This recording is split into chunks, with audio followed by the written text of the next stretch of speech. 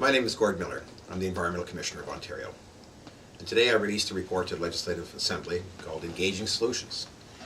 One of the problems identified in this report has to do with the Endangered Species Act.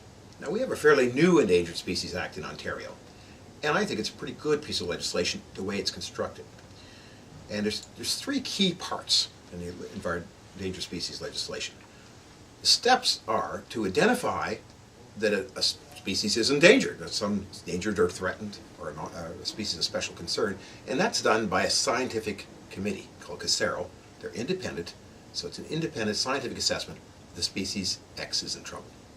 The next step in the process is called a recovery plan, and there you pull together, scientists and other technical people that understand what could be done to help the species recover, and they come up with a whole range of plans and recommendations.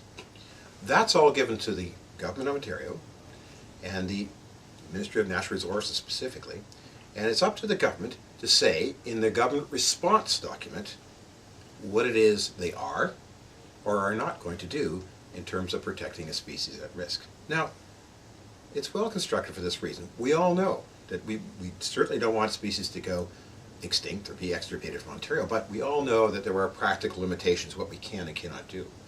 The social, economic considerations, some things, for many very good reasons, we may not be able to take certain measures, and we have to put species at risk or even lose them in some cases. But those social economic decisions are supposed to be made at the end, and they're supposed to be transparent. The government comes out with a response statement that says, here is what we can or cannot do for this endangered species. Now, I've reviewed the first 13 of these government response papers, and I find them totally lacking. They're not clear and transparent action plans that say what the government will and will not do.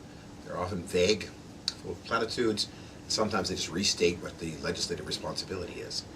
We need clear responses from the government on what they will and will not or cannot do in response to the threats to these species at risk.